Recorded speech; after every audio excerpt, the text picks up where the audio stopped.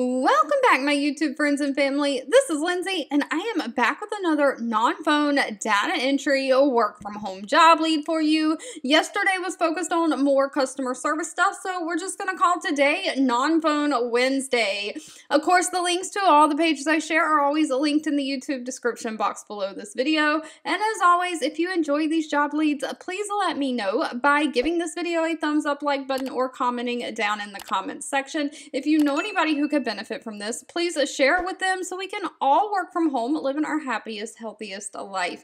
Today's job lead, though, is from the company SMI, otherwise known as Systems and Methods Incorporated. They have 55 reviews on Glassdoor from past and current employees, so please always do your own research on companies before giving them your personal information.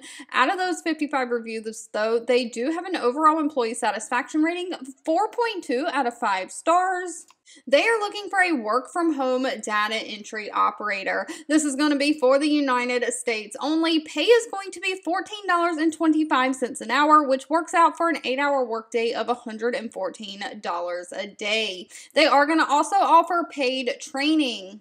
But SMI is a technology product producer in the human services field. They are specifically looking for somebody to help with their state disbursement unit system in processing child support payments. So the data entry operator is going to process these child support payments in accordance with the standard operating procedures. You're going to maintain a general understanding of policies and procedures, maintain the ability to collect, research, organize, and analyze the data. You're going to process the ability to work as a team and also independently, successfully working in a fast-paced environment.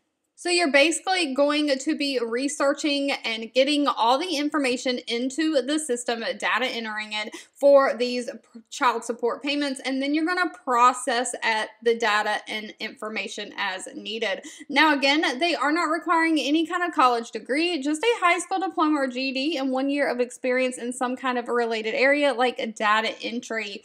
They also need you to be proficient using a computer, specifically those Microsoft Office systems.